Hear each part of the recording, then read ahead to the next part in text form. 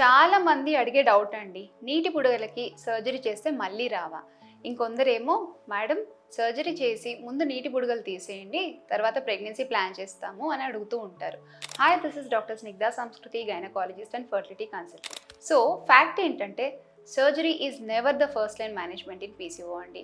ఈరోజు మనము పీసీఓడికి అండ్ పీసీఓఎస్కి తేడా తెలుసుకుందాం. పీసీఓడి అంటే పాలిసిస్టిక్ ఓవేరియన్ డిసీజ్. ఇందులో స్కాన్లో నీటి బుడగలు కనపడతాయి. ఇది యూజువల్గా ఒక రివర్సిబుల్ కండిషన్ అండి. లైఫ్ స్టైల్ చేంజెస్తో మనం చాలా వరకు సరి చేసుకోవచ్చు. అదే పీసీఓఎస్ అంటే పాలిసిస్టిక్ ఓవేరియన్ సిండ్రోమ్. ఇందులోపల ఎల్హెచ్ అనే హార్మోన్ ఎక్కువగా ఉంటుందండి. అలాగే ఎఫ్ఎస్హెచ్ అనే హార్మోన్ నార్మల్ ఆర్ తక్కువగా ఉండొచ్చు. ఎల్హెచ్ ఎక్కువ ఉండి ఎఫ్ఎస్హెచ్ తక్కువ ఉండడం వలన ఫాలికల్ అంటే గుడ్డు యొక్క డెవలప్మెంట్ కానీ మెచ్యూరిటీ కానీ ఎఫెక్ట్ అవుతుంది.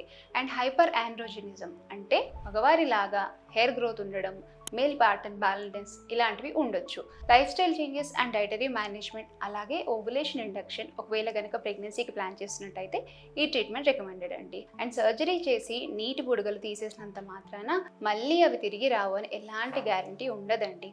అది మన lifestyle changes and weight management plus dietary habits పైన ఆధారపడి ఉంటుంది. So try to be consistent with your lifestyle and dietary habits. Thank you.